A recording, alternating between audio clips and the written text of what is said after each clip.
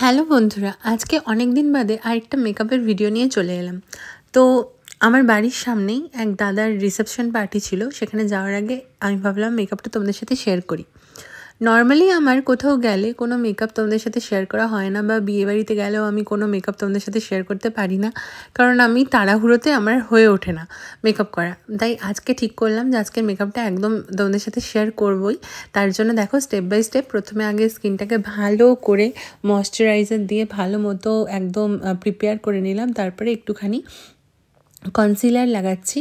সমস্ত ব্রাশ থাকলেও আমার কিন্তু হাত দিয়েই খুব ভালোভাবে ব্লেন্ড করার মনে হয়, তাই আমি হাতের ইউজটাই একটু বেশিরভাগ করে থাকি।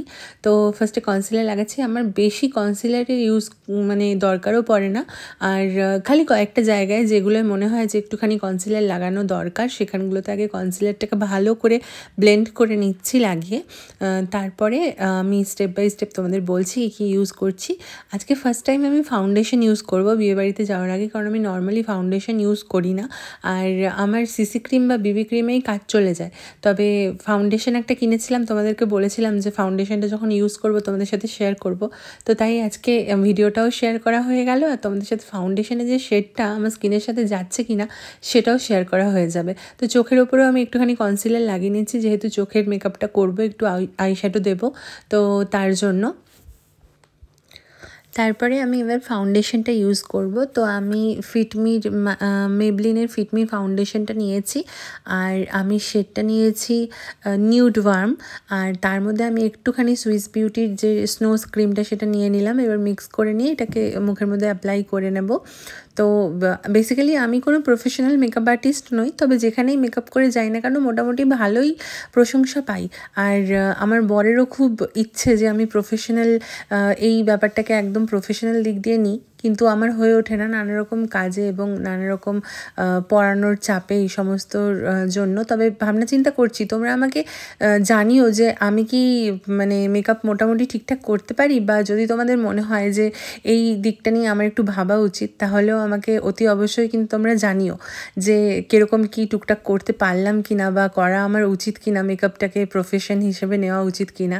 তো এরপরে আমার হয়ে গেছে পুরো ফেসের মধ্যে একদম সানস্ক্রিন দিয়ে ফাউন্ডেশন লাগানো। এবার হালকা একটুখানি ব্লাশ লাগিয়ে নিচ্ছি, খুব একটা বেশি না, তবে একদমই হালকা একটুখানি ব্লাশ লাগিয়ে নিলাম। আর এবার চোখের মেকআপটা করব। আইব্রোজ আমার বেশিরভাগ করতে লাগে না, তবে যেহেতু আইব্রোজটা করা ছিল না, তাই একটা আইব্রো পেন্সিল কাম ফাইলার দিয়ে ভালো মতো আইব্রোটাকে একটুখানি শেপ করে নিলাম। হালকা যেরকম ছিল তার ওপরেই হালকা একটুখানি শেপ করে নিলাম। আইব্রোটা ঠিকঠাক থাকলে না লুকটা অনেকটা চেঞ্জ হয়, লুকটা অনেকটা ভালো লাগে। তার জন্যই আইব্রোটা কিন্তু একদম ছেড়ে দিলে হবে না, আইব্রোতে কিন্তু যথেষ্ট একটুখানি হলেও তোমাদের শেপে করে নিলে লুকটা বেশ ভালো লাগবে। তো আমি একটুখানি খুঁতখুঁতে এই সমস্ত দিক দিয়ে, তাই আমি ভালো মতো করে নিচ্ছি। তাই ফাস্ট ফরওয়ার্ডে করেছি, কারণ ভিডিওটা নাহলে খুবই লেন্দি হয়ে যেত, তার জন্যই। তো আইব্রো সেট হয়ে গেলে এবার আমি চোখের মেকআপের দিকে চলে যাব। তো আইব্রোসটা মোটামুটি সেট হয়ে গেছে। এবার আমি চোখে একটা আই শ্যাডো দেবো। একদম আমার শাড়িটার কালার যেহেতু একটুখানি ব্রাউন অরেঞ্জ ইয়েলো টাইপের, তাই আমি একটা অরেঞ্জ টাইপের একটা আই শ্যাডো দিচ্ছি। একদমই অল্প পরিমাণে দেবো, যাতে লুকটা খুবই একটা সাটল আর একটা সোভার একটা লুক লাগে। খুব একটা বেশি চোখের ওপরে কালার ভালো লাগে না, আর আমার ভালো লাগে না পার্সোনালি, তার জন্যই। তো একদম হালকা একটা অরেঞ্জ শেডের একটা আই শ্যাডো দিয়ে নিচ্ছি, আর একটু চোখের নিচের পাতাতেও হালকা একটু ওই কালারটাই একটু দিয়ে নিলাম, যাতে চোখটা আরেকটুখানি বেশি হাইলাইটেড হয় আর ভালো লাগে দেখতে। তো এবার দিয়ে নিয়ে ভালো মতো ব্লেন্ড করে নিচ্ছি। আমি ব্রাশের ইউজ করলেও আমার মনে হয় যে আমার হাতের ইউজটা সবথেকে বেস্ট আর পারফেক্ট একটা লুক দেয়, রেজাল্ট দেয়, তার জন্য আমি হাতের ইউজ করেই থাকি। তো ভালো মতো ব্লেন্ড করে নিলাম। ব্লেন্ড করে নেওয়ার পরে এটা একটুখানি তোমরা একটু টাইম নিয়ে একটু করবে, কারণ ব্লেন্ডটা কিন্তু খুব ভালো মতো করা খুব দরকার।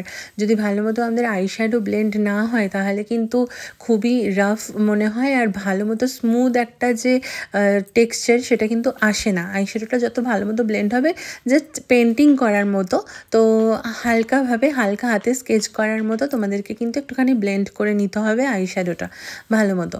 তো আইশ্যাডোটা যতটা ব্লেন্ড করা হয়ে গেছে আর আমি নিজেও খুব আমার মনে হচ্ছে ঠিকঠাক হয়ে গেছে। তো দেখো আমি চোখের মেকআপও করে নিয়েছি, আমি কোনো আইলাইনার দিইনি, জাস্ট খালি কাজলের ইউজ করেছি। এটা হচ্ছে ফাইনাল লুক। তো কেমন লাগলো তোমাদের, তোমরা আমাকে অতি অবশ্যই জানিও। একদম নিউড একটা লিপস্টিক পরেছিলাম হালকা একটু পিঙ্কিশ শেডের মধ্যে, আর বাকি কিচ্ছু সেরকম এক্সট্রা কিছু করিনি। তো কয়েকটা আমি ফটো তোমাদের সাথে শেয়ার করছি। টোটাল লুকটা কেমন লাগলো অতি অবশ্যই জানিও আমাকে। আর যদি এরকম মেকআপ ভিডিও তোমরা আরও দেখতে চাও তো সেটাও জানিও। দেখা হচ্ছে নেক্সট ভিডিওতে, ততক্ষণ সবাই খুব ভালো থেকো, সুস্থ থেকো।